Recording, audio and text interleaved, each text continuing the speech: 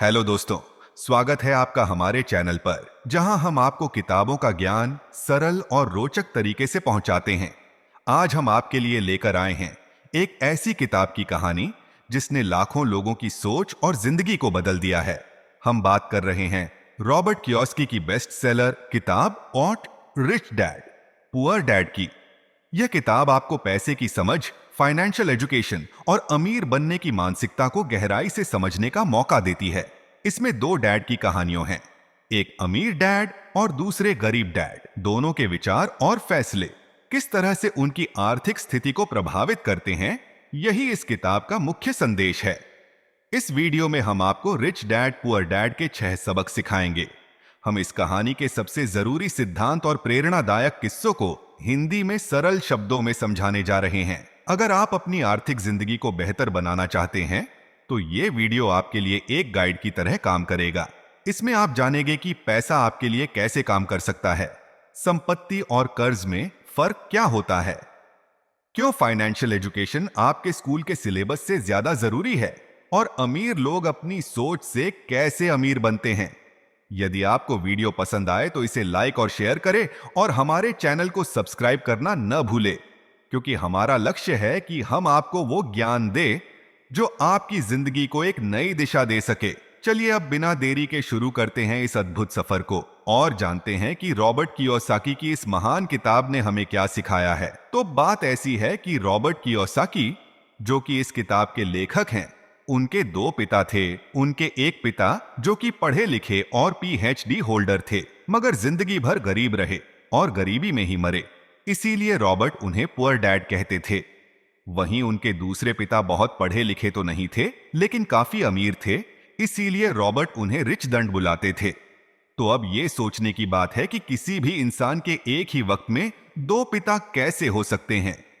तो इसका जवाब यही है कि उनके गरीब पिता यानी कि रियल पिता का एक ही सपना था कि रॉबर्ट खूब मेहनत से पढ़ाई करने के बाद किसी बड़ी सी कंपनी में नौकरी करके अपने भविष्य को सुरक्षित कर ले। मगर रॉबर्ट के दूसरे पिता जो कि अमीर थे, वो एक्चुअली में रॉबर्ट के दोस्त माइक के पिता थे और वो चाहते थे कि रॉबर्ट अपनी जिंदगी में कुछ चैलेंजेस ले, क्योंकि सारे सबक सिर्फ स्कूल में ही नहीं सीखे जाते। कुछ सबक ऐसे होते हैं जिन्हें इंसान अपनी जिंदगी के तजुर्बों से ही सीखता है। तो स्कूली पढ़ाई सिर्फ आपको अच्छे ग्रेड्स तो दिला सकती है, लेकिन जिंदगी की पढ़ाई बहुत कुछ सिखाती है। बेशक पढ़ाई लिखाई की अपनी अहमियत है, मगर सिर्फ इसके भरोसे बैठ करके ही सब कुछ हासिल नहीं किया जा सकता। तो चलिए जानते हैं कि एग्जैक्टली हमें क्या करना है और कैसे करना है। उसके लिए पहला सबक कहता है कि अमीर लोग पैसे के लिए काम नहीं करते। सुनने में थोड़ा अजीब है, लेकिन इस लाइन को समझने के लिए यह कहानी आपकी काफी मदद करेगी। तो होता ऐसा है कि एक आदमी था जिसके पास एक गधा था। जब भी उसे अपने गधे से कुछ मेहनत करवानी होती थी तो वो एक गाजर को उसके सामने लटका देता था। उस गाजर को देखते ही गधा उसे खाने के लालच में काम करता चला जाता था। उसे बड़ी उम्मीद थी कि एक दिन वो उस गाजर तक पहुंच ही जाएगा। अभी उस आदमी के लिए तो एक अच्छी खासी तरकीब बन गई काम करवाने की, मगर बेचारे गधे को कभी भी वो गाजर नहीं मिल पाई। अब पूछिए क्यों? क्योंकि वो गाजर बस एक छलावा है। बहुत से लोग ठीक उस गधे की तरह ही होते हैं। वो मेहनत पर मेहनत के लिए चले जाते हैं इस उम्मीद में कि एक दिन वह अमीर बन जाएंगे, मगर पैसा उनके लिए महज एक सपना बनकर रह जाता है। इस सपने के पीछे भागने से आप उस तक कभी नहीं पहुंच सकते। तो पैसे के लिए काम करने के बजाय पैसे को अपने लिए काम करने दीजिए। जब आप अमीर बनना चाहते हैं तो सिर्फ पैसे कमाने के लिए काम न करें, क्योंकि जिस तरीके से हम अमीर बनने की राह में कदम बढ़ाते हैं, हमारा डर और लालच हम पर हावी होने लगता है कि कहीं हम गरीब के गरीब ही न रह जाए। बस इसी डर से हम और ज्यादा मेहनत करने में जुट जाते हैं। फिर हमारा लालच हम पर हावी होने लगता है। हम उन सारी खूबसूरत चीजों की कल्पना करने लगते हैं जो पैसे से हासिल की जा सकती है। अब यही डर और लालच हमें ऐसे चक्कर में उलझा देता है जो कि कभी भी खत्म नहीं होता। तो हम अब और मेहनत करते हैं कि और ज्यादा कमा सके, और फिर हमारा खर्च भी उसी हिसाब से बढ़ने लगता है। तो इसी को अमीर डैड राइट रेस कहते हैं। अब इसका नतीजा ये हुआ कि हम पैसे कमाने के लिए हद से ज्यादा मेहनत करते हैं, खर्च करते हैं, और ये एक ट्रैप है, यानी कि ये एक जाल है। और आपको लालच और डर का ये ट्रैप अवॉइड करना है, क्योंकि हम में से ज्यादातर लोग जो अमीर होना चाहते हैं वो इसी ट्रैप का शिकार हो जाते हैं। तो पैसे के पीछे मत भागिए, बल्कि पैसे को अपने पीछे भागने के लिए मजबूर कर दीजिए। आपकी नौकरी लगी है तो आप काम पर यह सोच करके मत जाइए कि हर महीने आपको एक पे चेक लेना है, क्योंकि वो पे चेक आपके सारे बिल्स मुश्किल से ही भर पाता है। वैसे ये हर महीने की कहानी बन जाती है। फिर तंग आकर के आप कोई दूसरी नौकरी ढूंढ करके और ज्यादा मेहनत करने लगते हैं, लेकिन तब भी आप पैसे के लिए ही काम कर रहे होते हैं। और यही वजह है कि आप कभी भी अमीर नहीं बन पाते। सच का सामना कीजिए, आपकी जवाबदेही खुद के लिए है ना, कि दूसरों के लिए? तो आपके जो भी सवाल है वो आप खुद से पूछिए, क्योंकि उनका जवाब सिर्फ आपके ही पास है। क्या आप सिर्फ इसलिए काम कर रहे हैं कि आपकी जिंदगी में सिक्योरिटी रहे, एक ऐसी नौकरी जहां से आपको निकाले जाने का कोई डर ना हो, या फिर आप सिर्फ 2 पैसे कमाने के लिए काम करते हैं और आपको लगता है कि एक दिन आप इस तरीके से अमीर हो जाएंगे? क्या बस यही आपको सेटिस्फाई करने के लिए काफी है? अगर आपका जवाब हां है तो मुझे आपकी सोच पर बड़ा अफसोस है, क्योंकि आपने जो अमीर बनने का सपना देखा है ना, वो कभी पूरा नहीं होने वाला। आप हमेशा गरीबी में ही जाएंगे। लेकिन अगर आपका जवाब ना है तो आपका पहला कदम यह होगा कि सबसे पहले आप अपने मन से डर को हटा दीजिए, क्योंकि ज्यादा पैसा न कमा पाने का डर और लालची होना बस आपको बगैर सोचे समझे काम करने के लिए मजबूर करता है, और हमारा यही कदम हमें नाकामयाबी की तरफ धकेलता है। बेशक हम सबके अंदर डर और चाहत की भावना होती है, और ये नेचुरल है, लेकिन उन्हें खुद पर इतना हावी ना होने दीजिए कि हम उनके बस में होकर के उलटे सीधे फैसले लेने लग जाएं। बेहतर होगा कि हम जो भी करें पहले उसके बारे में खूब सोच ले। हमेशा दिल से नहीं बल्कि दिमाग से काम ले। हर सुबह अपने आप से पूछिए कि क्या आप उतना कर पा रहे हैं जितना कि आपको करना चाहिए? क्या आप अपनी पोटेंशियल का पूरा इस्तेमाल कर पा रहे हैं? आम लोगों की तरह सोचना छोड़ दीजिए, जो काम सिर्फ और सिर्फ पैसे के लिए करते हैं। यह सोचना छोड़ दीजिए कि मेरा बॉस कम पैसे देता है, मुझे ज्यादा मिलना चाहिए, मैं इससे ज्यादा कमा सकता हूं। एक बात याद रखिए, आपकी परेशानियों के लिए सिर्फ आप जिम्मेदार हैं, कोई और नहीं। बॉस अगर आपकी सैलरी को नहीं बढ़ा रहा है तो उसे इल्जाम मत दीजिए। जब आप खुद की प्रॉब्लम्स की जिम्मेदारी लेते हैं तो सिर्फ आप ही उसका हल निकाल सकते हैं। और यही वो पहला सबक और पहला प्रिंसिपल है जो कि अमीर डैड ने रॉबर्ट को सिखाया। इस सबक का एक पार्ट ये भी था कि अमीर डैड ने उन्हें एक कन्वीनियंस स्टोर में काम करने पर लगा दिया। उन्हें इस काम के कोई पैसे नहीं मिले, वो बस काम करते रहे, और इसका फायदा यह हुआ कि वो अपने दिल से काम में लगे रहे, और इस दौरान कई नए आइडियाज उनके दिमाग में आते रहे। पैसे को अपने पीछे कैसे भगाया जाए, इस बारे में उन्हें कई विचार मिले। उन्होंने देखा कि उस स्टोर की क्लर्क कॉमिक्स बुक के फ्रंट पेज को 2 हिस्सों में फाड़ देती थी। आधा हिस्सा वो रख लेती और आधा हिस्सा फेंक देती थी। तो देर शाम में स्टोर में एक डिस्ट्रीब्यूटर आया करता था। वो कॉमिक्स बुक्स के ऊपरी आधे हिस्से को क्रेडिट के लिए लेता, पर बदले में नई कॉमिक्स बुक्स दे जाया करता। तो एक दिन उन्होंने उस डिस्ट्रीब्यूटर से पूछा कि क्या वो पुरानी कॉमिक्स बुक्स ले सकते हैं। वो इस शर्त पर मान गया कि वो उन कॉमिक्स को बेचेंगे नहीं। ये उनके दिमाग में बिजनेस का एक नया आइडिया था। उन्होंने वो पुरानी कॉमिक्स बुक्स अपने दोस्तों और बाकी बच्चों को पढ़ने के लिए किराए पर देनी शुरू कर दी। बदले में वो हर किताब का 10 सेंट किराया वसूल करते थे। हर किताब सिर्फ 2 घंटे के हिसाब से पढ़ने के लिए दी जाती थी। तो असल मायनों में वो उन्हें बेच नहीं रहे थे, उन्हें उस गरज पर काम भी नहीं करना पड़ा जहां से वो कॉमिक्स किराए पर देते थे। उन्होंने माइक की बहन को काम पर रखा, जिसके लिए उसे हर हफ्ते में $1 दिया जाता। तो एक ही हफ्ते में उन्होंने $9.5 कमाए। और इस तरह उन्होंने सीखा कि पैसे को खुद के लिए काम करने दो ना, कि आप पैसे के लिए काम करो। तो इसी के साथ अब आगे है दूसरा सबक, जो कहता है कि फाइनेंशियल लिटरेसी क्यों सिखाई जाए। कहने का मतलब ये है कि 1923 यानी कि 1923 में एज वाटर बीच होटल शिकागो में एक मीटिंग हुई। दुनिया के बहुत से लीडर और बहुत ही अमीर बिजनेसमैन इस मीटिंग का हिस्सा बने। इनमें से थे डॉक्टर एक बहुत ही बड़ी स्टील कंपनी के मालिक चार्ल्स शबाब और सैमुअल इंसुल, जो कि उस वक्त की लार्जेस्ट यूटिलिटी के प्रेसिडेंट थे, और बाकी कई और भी बड़े बिजनेसमैन थे। तो इस मीटिंग के 25 साल बाद इनमें से कई लोग गरीबी से मरे, कुछ ने खुदकुशी कर ली और भी कईयों ने तो अपना दिमागी संतुलन तक खो दिया था। तो असल बात यह है कि लोग पैसे कमाने में इतने मशगूल हो जाते हैं कि वो ये खास बात सीखना भूल जाते हैं कि पैसे को रखा कैसा जाए। आप चाहे जितना मर्जी पैसा कमा लें, उसे बनाए रखना असली बात है। और अगर ये हुनर आपने सीख लिया तो अब किसी भी आड़े टेढ़े हालात, जो अक्सर कहा जाता है कि कोई इमरजेंसी आ गई या कोई हड्डी आ गई या कोई बुरा वक्त आ गया, तो आप उसका सामना आसानी से कर लेंगे। क्या हो सकता है कि अगर आप ठीक तरीके से प्लानिंग करें तो बुरा वक्त आए ही ना। वैसे लॉटरी में मिलियन जीतने वाले लोग कुछ सालों तक तो मजे से जीते हैं, मगर फिर वापस उसी पुराने हालात में पहुंच जाते हैं। तो अधिकतर लोगों के सवाल होते हैं कि अमीर कैसे बने या अमीर बनने के लिए क्या करें। इन सवालों के जवाब से अधिकतर लोगों को निराशा ही होती है, मगर इसका सही जवाब होगा कि पहले आप फाइनेंशियल लिटरेट बनना सीखें।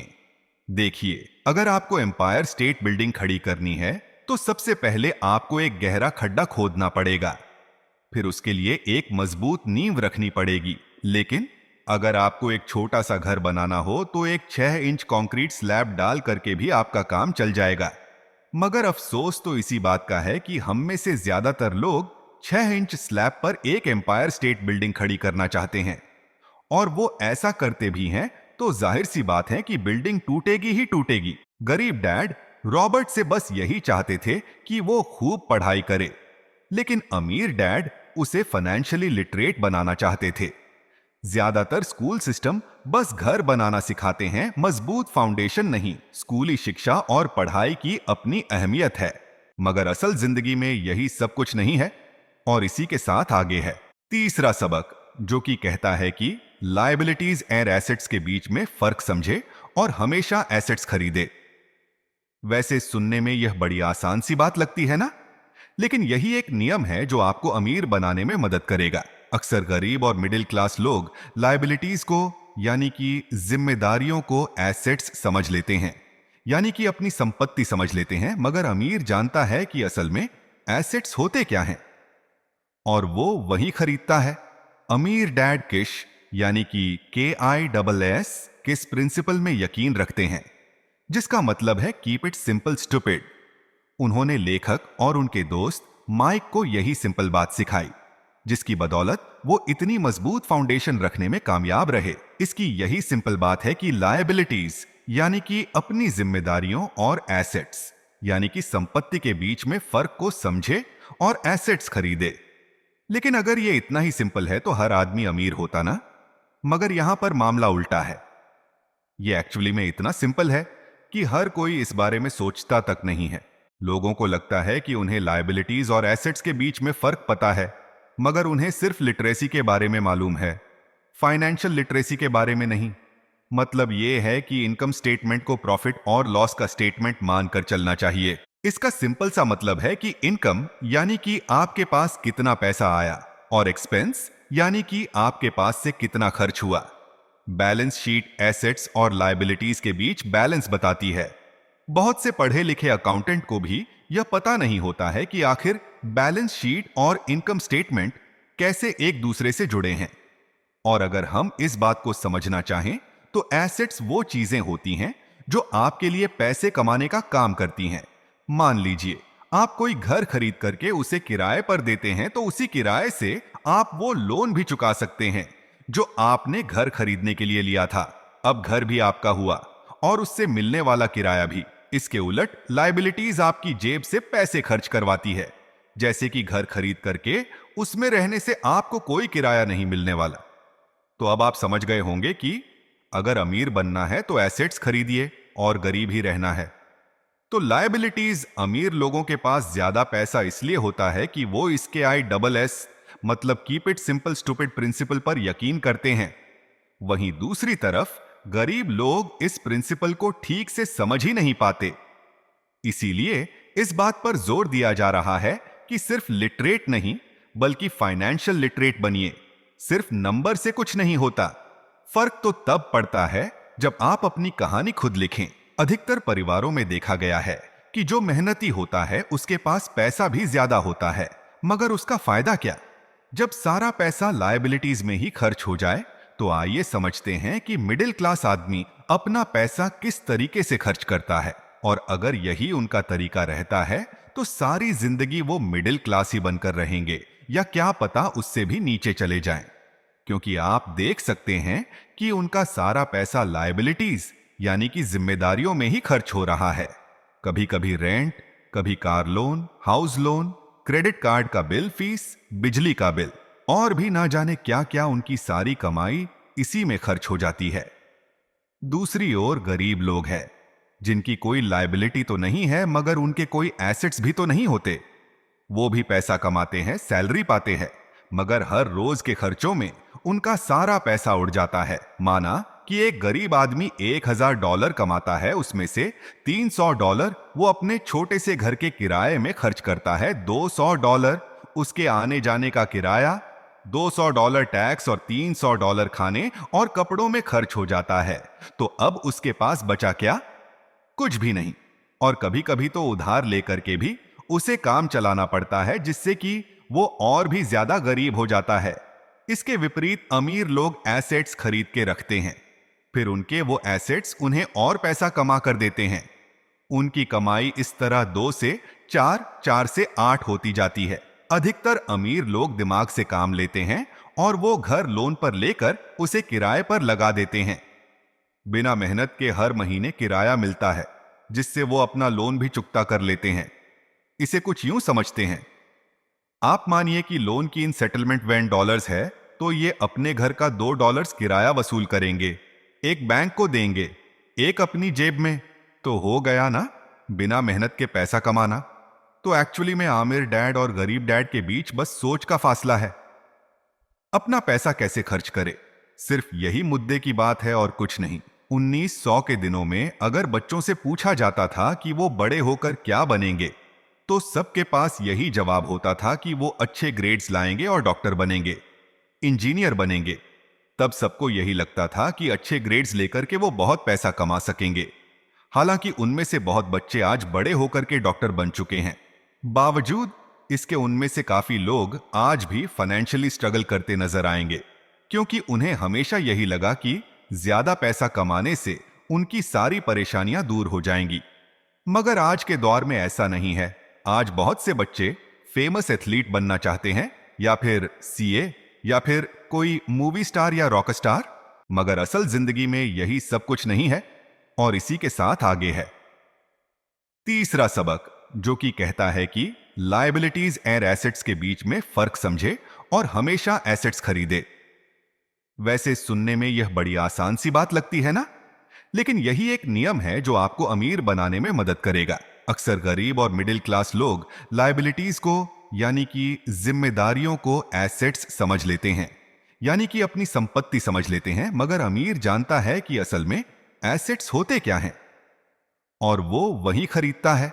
अमीर डैड किश यानी कि KISS किस प्रिंसिपल में यकीन रखते हैं, जिसका मतलब है कीप इट सिंपल स्टूपिड।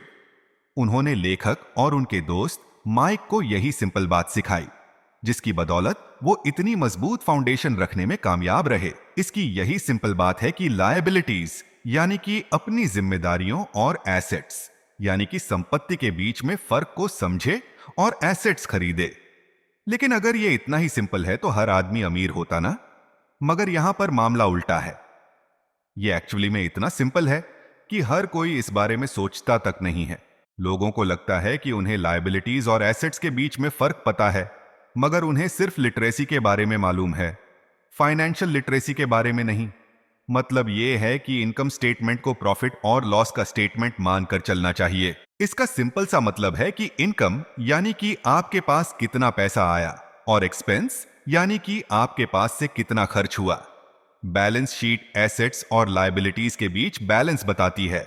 बहुत से पढ़े लिखे अकाउंटेंट को भी यह पता नहीं होता है कि आखिर बैलेंस शीट और इनकम स्टेटमेंट कैसे एक दूसरे से जुड़े हैं। और अगर हम इस बात को समझना चाहें तो एसेट्स वो चीजें होती हैं जो आपके लिए पैसे कमाने का काम करती हैं। मान लीजिए आप कोई घर खरीद करके उसे किराए पर देते हैं, तो उसी किराए से आप वो लोन भी चुका सकते हैं जो आपने घर खरीदने के लिए लिया था। अब घर भी आपका हुआ और उससे मिलने वाला किराया भी। इसके उलट लायबिलिटीज आपकी जेब से पैसे खर्च करवाती है, जैसे कि घर खरीद करके उसमें रहने से आपको कोई किराया नहीं मिलने वाला।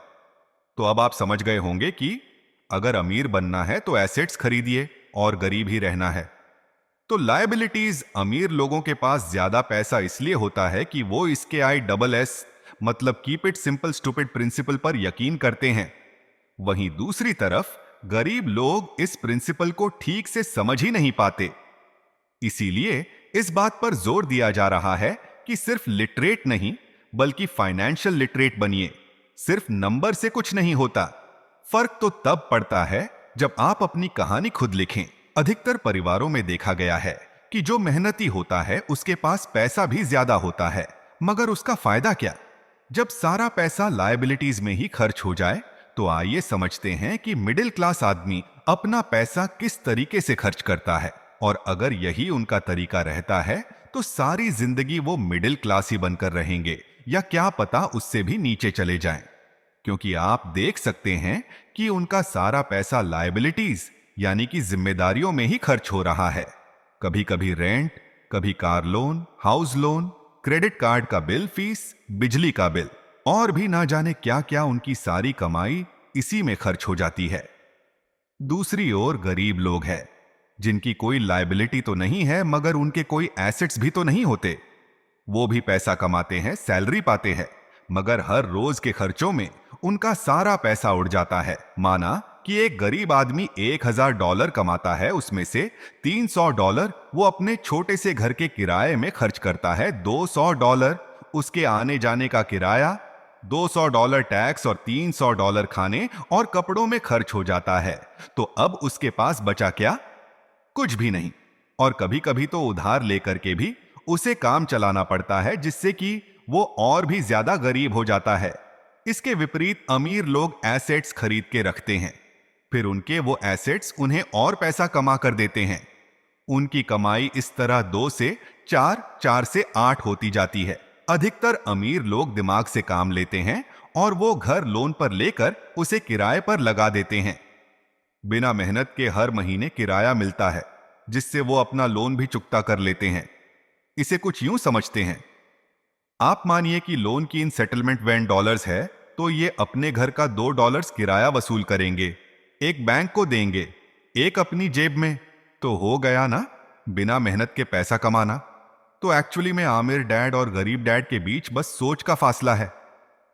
अपना पैसा कैसे खर्च करे, सिर्फ यही मुद्दे की बात है और कुछ नहीं। 1900 के दिनों में अगर बच्चों से पूछा जाता था कि वो बड़े होकर क्या बनेंगे, तो सबके पास यही जवाब होता था कि वो अच्छे ग्रेड्स लाएंगे और डॉक्टर बनेंगे, इंजीनियर बनेंगे। तब सबको यही लगता था कि अच्छे ग्रेड्स लेकर के वो बहुत पैसा कमा सकेंगे। हालांकि उनमें से बहुत बच्चे आज बड़े होकर के डॉक्टर बन चुके हैं। बावजूद इसके उनमें से काफी लोग आज भी फाइनेंशियली स्ट्रगल करते नजर आएंगे, क्योंकि उन्हें हमेशा यही लगा कि ज्यादा पैसा कमाने से उनकी सारी परेशानियां दूर हो जाएंगी। मगर आज के दौर में ऐसा नहीं है।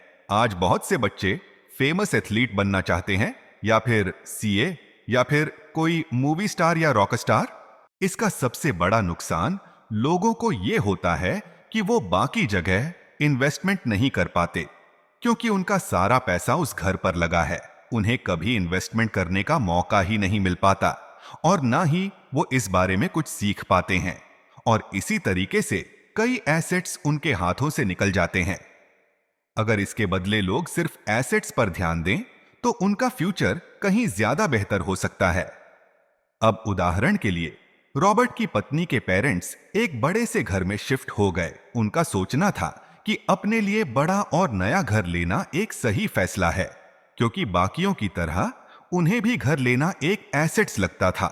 अगर वो ये जान करके हैरान रह गए कि उस घर का प्रॉपर्टी टैक्स $1000 था, ये उनके लिए बहुत ही बड़ी कीमत थी। और क्योंकि वो रिटायर हो चुके थे, तो इतना पैसा टैक्स के रूप में भरना उनके रिटायरमेंट बजट के बाहर था।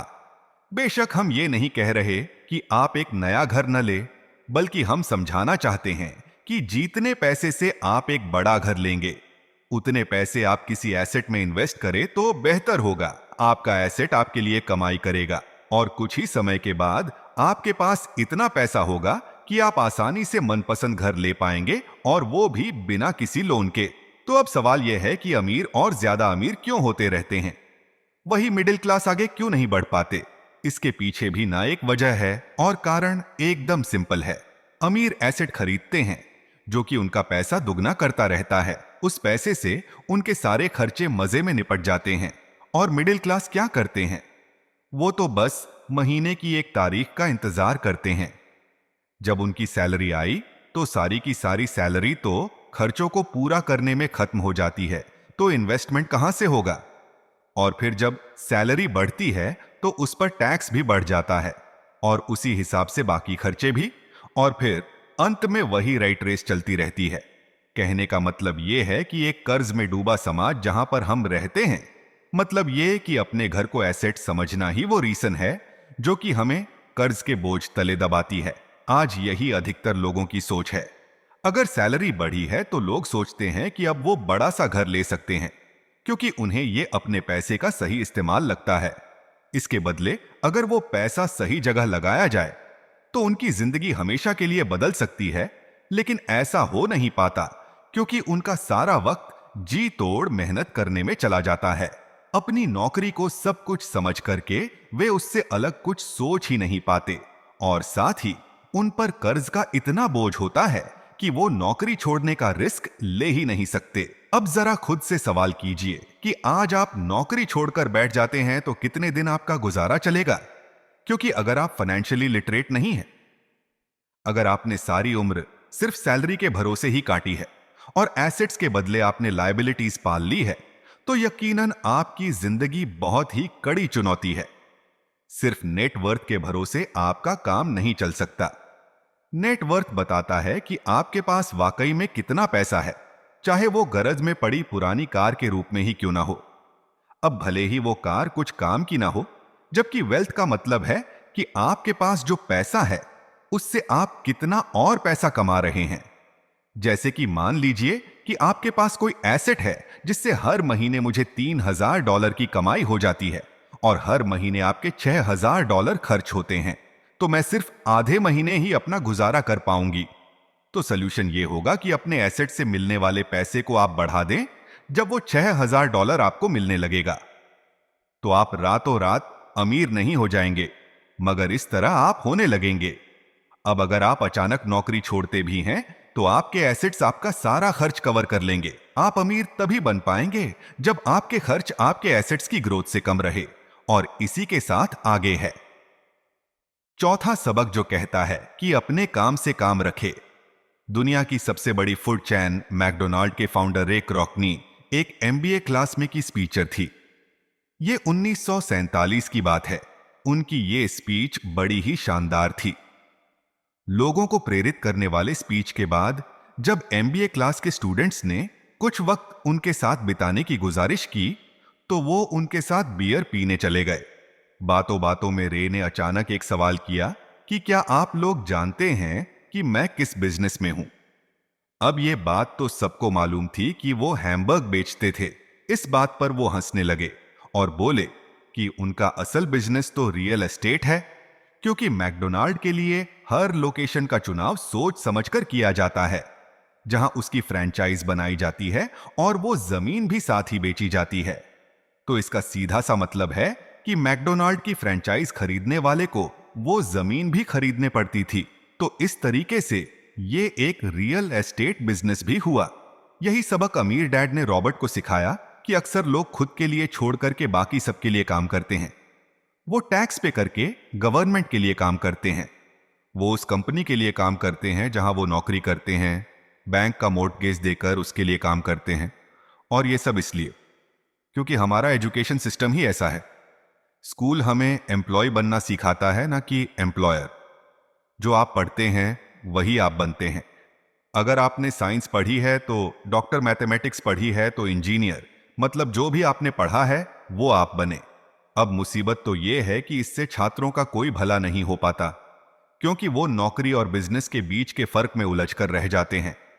जब कोई पूछता है कि आपका क्या बिजनेस है, तो आपको ये नहीं बोलना चाहिए कि मैं तो एक डॉक्टर हूं या एक बैंकर हूं, क्योंकि वो आपका प्रोफेशनल है, बिजनेस नहीं। इसका सबसे बड़ा नुकसान लोगों को ये होता है कि वो बाकी जगह इन्वेस्टमेंट नहीं कर पाते, क्योंकि उनका सारा पैसा उस घर पर लगा है। उन्हें कभी इन्वेस्टमेंट करने का मौका ही नहीं मिल पाता, और ना ही वो इस बारे में कुछ सीख पाते हैं। और इसी तरीके से कई एसेट्स उनके हाथों से निकल जाते हैं। अगर इसके बदले लोग सिर्फ एसेट्स पर ध्यान दें, तो उनका फ्यूचर कहीं ज्यादा बेहतर हो सकता है। अब उदाहरण के लिए, रॉबर्ट की पत्नी के पेरेंट्स एक बड़े से घर में शिफ्ट हो गए। उनका सोचना था कि अपने लिए बड़ा और नया घर लेना एक सही फैसला है, क्योंकि बाकियों की तरह उन्हें भी घर लेना एक एसेट्स लगता था। अगर वो ये जान करके हैरान रह गए कि उस घर का प्रॉपर्टी टैक्स $1000 था, ये उनके लिए बहुत ही बड़ी कीमत थी। और क्योंकि वो रिटायर हो चुके थे, तो इतना पैसा टैक्स के रूप में भरना उनके रिटायरमेंट बजट के बाहर था। बेशक हम ये नहीं कह रहे कि आप एक नया घर न ले, बल्कि हम समझाना चाहते हैं कि जितने पैसे से आप एक बड़ा घर लेंगे, उतने पैसे आप किसी एसेट में इन्वेस्ट करें तो बेहतर होगा। आपका एसेट आपके लिए कमाई करेगा, और कुछ ही समय के बाद आपके पास इतना पैसा होगा कि आप आसानी से मनपसंद घर ले पाएंगे, और वो भी बिना किसी लोन के। तो अब सवाल यह है कि अमीर और ज्यादा अमीर क्यों होते रहते हैं, वही मिडिल क्लास आगे क्यों नहीं बढ़ पाते? इसके पीछे भी ना एक वजह है, और कारण एकदम सिंपल है। अमीर एसेट खरीदते हैं जो कि उनका पैसा दुगना करता रहता है। उस पैसे से उनके सारे खर्चे मजे में निपट जाते हैं। और मिडिल क्लास क्या करते हैं? वो तो बस महीने की एक तारीख का इंतजार करते हैं। जब उनकी सैलरी आई, तो सारी की सारी सैलरी तो खर्चों को पूरा करने में खत्म हो जाती है, तो इन्वेस्टमेंट कहां से होगा? और फिर जब सैलरी बढ़ती है, तो उस पर टैक्स भी बढ़ जाता है, और उसी हिसाब से बाकी खर्चे भी।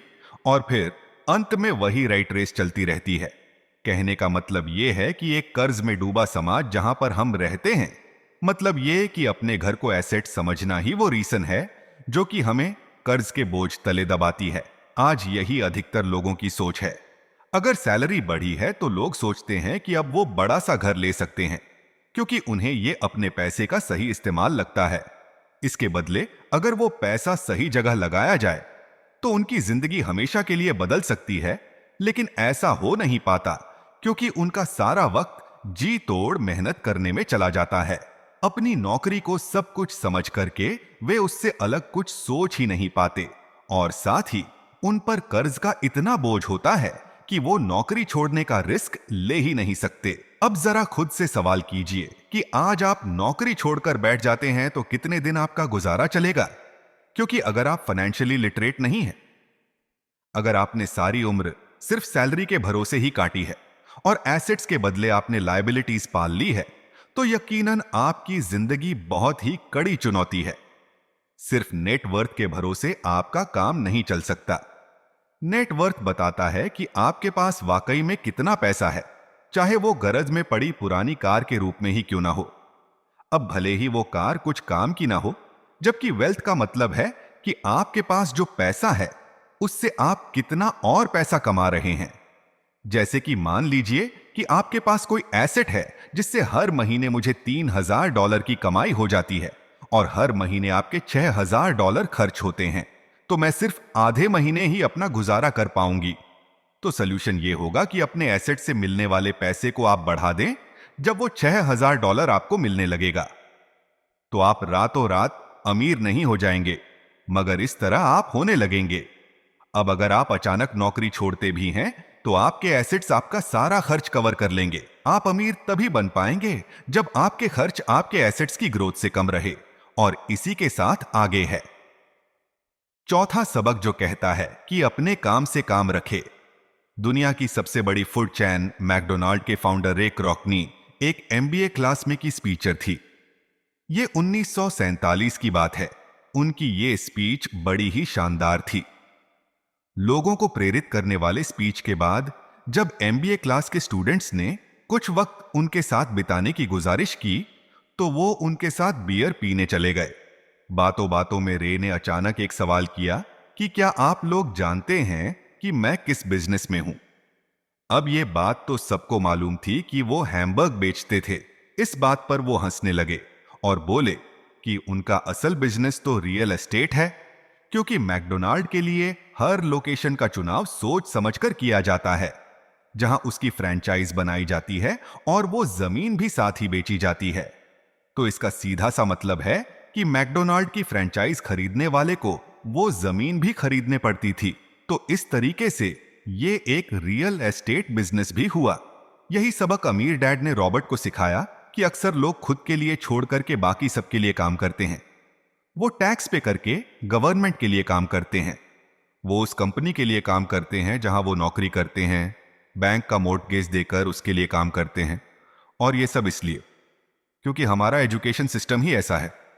स्कूल हमें एम्प्लॉय बनना सिखाता है, ना कि एम्प्लॉयर। जो आप पढ़ते हैं वही आप बनते हैं। अगर आपने साइंस पढ़ी है तो डॉक्टर, मैथमेटिक्स पढ़ी है तो इंजीनियर, मतलब जो भी आपने पढ़ा है वो आप बने। अब मुसीबत तो ये है कि इससे छात्रों का कोई भला नहीं हो पाता, क्योंकि वो नौकरी और बिजनेस के बीच के फर्क में उलझकर रह जाते हैं। जब कोई पूछता है कि आपका क्या बिजनेस है, तो आपको ये नहीं बोलना चाहिए कि मैं तो एक डॉक्टर हूं या एक बैंकर हूं, क्योंकि वो आपका प्रोफेशनल है, बिजनेस नहीं। हम भी अक्सर यही करते हैं। जो बात हमारी समझ से परे होती है उस पर गुस्सा आता है और हम जिंदगी की हर परेशानी के लिए उसे करना शुरू कर देते हैं। मगर हम अगर ठंडे दिमाग से सोचे तो यह तरीका एकदम गलत होगा। बेहतर होगा कि हम उन्हें समझने की कोशिश करें, तो गेम ऑफ लाइफ जीत सकते हैं। बहुत से लोग गेम फ्लो गेम में खूब पैसा जीतते हैं, फिर उन्हें समझ ही नहीं आता कि उस पैसे का क्या करें, तो वो हैरान होने लगते हैं।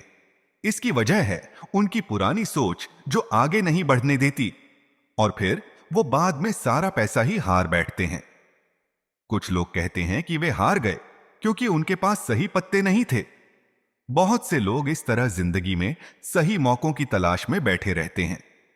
कुछ लोग को सही मौका मिलता भी है तो उसका फायदा नहीं उठा पाते, क्योंकि वो कहेंगे कि उनके पास पैसा ही नहीं था। अब कुछ ऐसे भी होते हैं जिन्हें पैसा और मौका दोनों मिले, फिर भी वो कुछ हासिल नहीं कर पाए, क्योंकि एक्चुअली में वो समझ ही नहीं पाए कि ये एक अपॉर्चुनिटी है। फाइनेंशियल इंटेलिजेंस का मतलब है कि आप पैसे को लेकर कितने क्रिएटिव हो सकते हैं। अगर आपको मौका मिलता है तो बगैर पैसे के आप क्या करेंगे, और अगर पैसा है मगर मौका नहीं, तो उस सूरत में आप क्या करेंगे। यह सब आपकी फाइनेंशियल इंटेलिजेंस पर निर्भर करता है। ज्यादातर लोग इस बात का एक ही सॉल्यूशन जानते हैं कि खूब मेहनत करके खूब पैसा कमाया जाए, लेकिन आपको सीखना है कि अपने लिए मौका कैसे पैदा किया जाए, न कि उसके इंतजार में बैठे रहे। सबसे खास बात अमीरों की जो है वो ये है कि उन्हें पता है कि पैसा असली चीज नहीं है। असली चीज है इसका सही मतलब जानना। यह औसी चीज ये जान लेना कि जो हमें चाहिए वह हम इससे बना सकते हैं।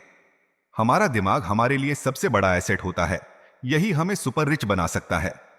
यह सुपर पावर पर निर्भर करता है कि हम कैसे इसका इस्तेमाल करें। जो लोग सफल हैं उनके साथ कदम मिलाकर चलना है। तो आपको यह सीखना पड़ेगा कि पैसा बढ़ाने की चाहत को खुद के अंदर कैसे पैदा करें। आपको अपने सबसे बड़े एसेट यानी कि आपके दिमाग को इन्वेस्ट करने की जरूरत है। आपको फाइनेंशियली इंटेलिजेंट होना पड़ेगा। तो आइए इसे हम समझते हैं एक उदाहरण से। 1990 के दशक में एरिजोना और फिनिक्स के आर्थिक हालात बुरे चल रहे थे। वहां के लोगों को हर महीने $100 बचाने की सलाह दी जा रही थी। बुरे वक्त के लिए पैसा बचाने का विचार कुछ हद तक सही भी है, मगर उस पैसे का क्या फायदा जो आप जमा करते जाते हैं। इससे तो अच्छा है कि उनका कुछ हिस्सा इन्वेस्ट किया जाए, जो कि आगे चलकर आपको फायदा दे। खैर, बात करते हैं एरिजोना और फेनिक्स के लोगों की, जो आर्थिक तंगी झेल रहे थे। ऐसे में इन्वेस्टर को यह एक बढ़िया मौका लगा। लोग जो अपनी प्रॉपर्टी अपने पौने दामों में बेच रहे थे, उसे कई इन्वेस्टर्स ने हाथों हाथ खरीद लिया। रॉबर्ट ने भी $75,000 की कीमत वाला एक घर सिर्फ $20,000 में खरीद लिया। इसके बाद उन्होंने ऑफिस में एक ऐड दिया, $75,000 वाला घर सिर्फ $60,000 में बस।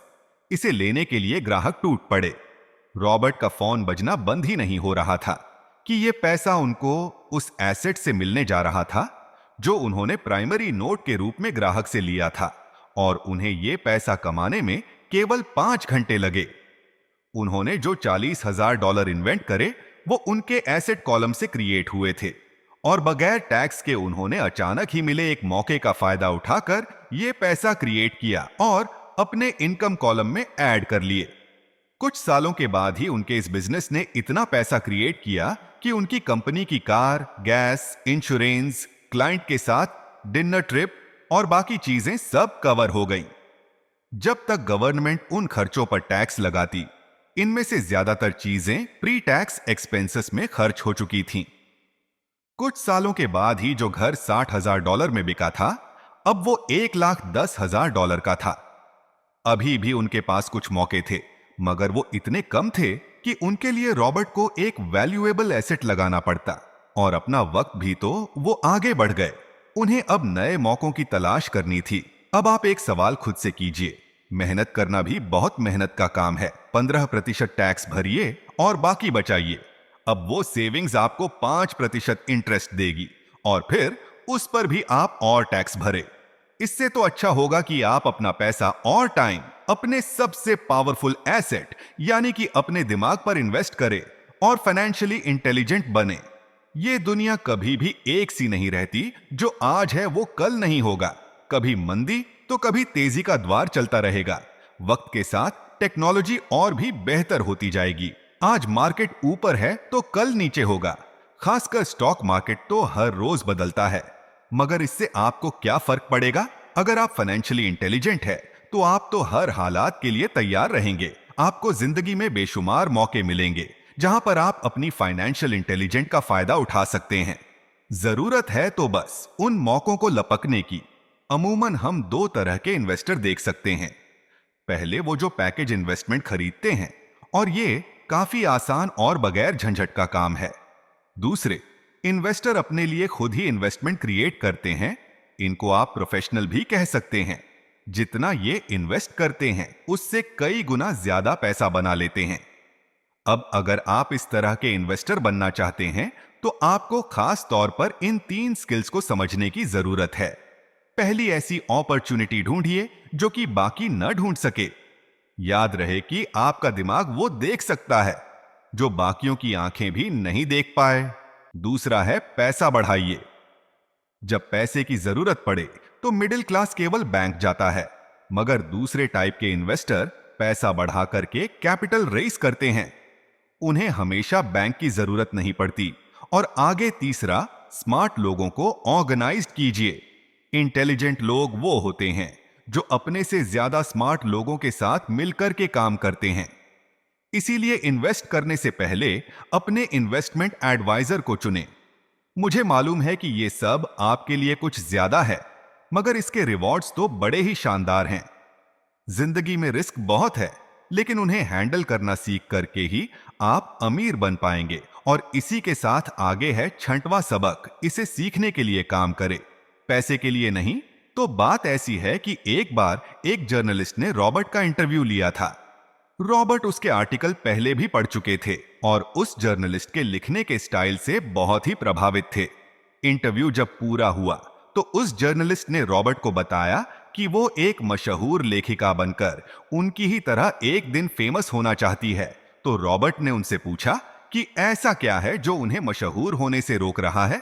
इस सवाल के जवाब में उस जर्नलिस्ट ने कहा, उनकी जॉब आगे नहीं बढ़ पा रही है। इस पर रॉबर्ट ने सुझाव दिया कि उस जर्नलिस्ट को कोई सेल्स क्लास ज्वाइन कर लेनी चाहिए।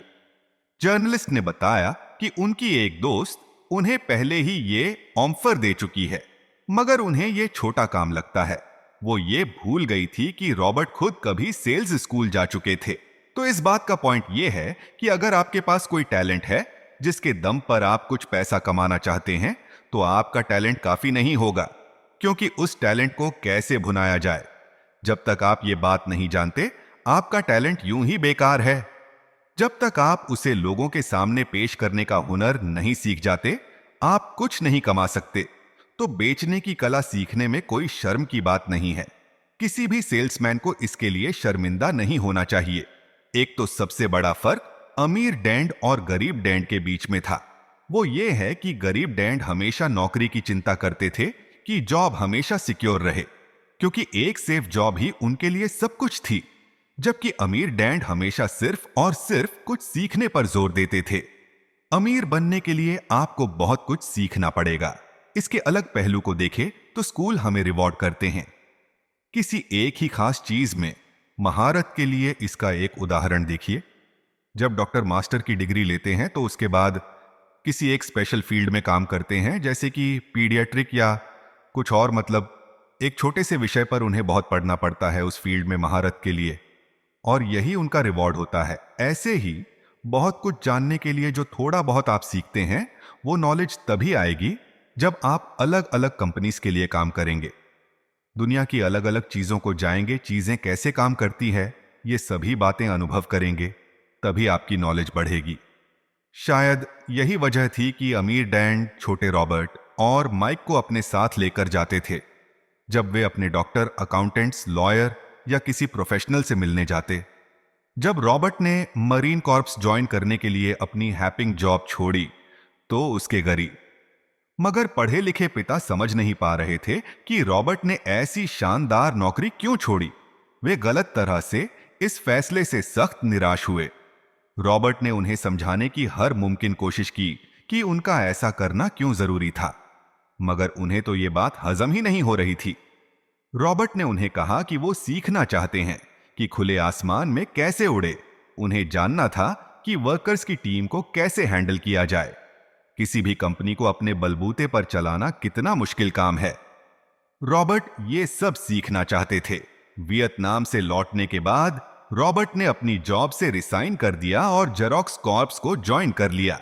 उन्हें ये नौकरी किसी फायदे के लिए नहीं चाहिए थी। वो इतने शर्मीले थे कि किसी को कुछ भी बेचने के ख्याल से ही उन्हें पसीना आ जाता। अपनी इसी कमी को दूर करने के लिए उन्होंने जेरोक्स के सेल्स ट्रेनिंग प्रोग्राम की शिक्षा ली। इसके बाद रॉबर्ट ने खुद अपनी कंपनी की शुरुआत की और अपना पहला शिपमेंट भेजा। वे अगर इसमें नाकामयाब रहते तो पक्का दिवालिया हो जाते, लेकिन उन्होंने यह रिस्क लिया और अपने अमीर डैड की सीख को याद रखा कि बेशक आप 30 की उम्र से पहले दिवालिया होने का रिस्क ले सकते हो, क्योंकि इस उम्र में आपको रिकवर होने का मौका भी मिल जाता है। ज्यादातर एम्प्लॉय अपने वर्कर्स को इतना तो पे करते हैं कि वो काम छोड़कर न जाए, और ज्यादातर वर्कर भी जी फाड़ करके इसलिए मेहनत करते हैं कि वो काम से निकाले न जाए। इसीलिए तो उन्हें सिर्फ अपनी सैलरी और कंपनी से मिलने वाले फायदों से ही मतलब होता है। इस सोच के साथ उनके कुछ साल तो बढ़िया गुजरते हैं, मगर ये लंबे समय तक काम नहीं करता। तो क्यों ना आप वो सब कुछ अभी सीखे जो आप सीखना चाहते हैं, इससे पहले कि आपको ये खास प्रोफेशनल अपने लिए चुने। क्योंकि अगर एक बार आपने अपना प्रोफेशनल चुन लिया तो आप हमेशा के लिए उसी में बंद कर रह जाएंगे। तो दोस्तों, इसी के साथ ये समरी यहीं पर समाप्त होती है। धन्यवाद।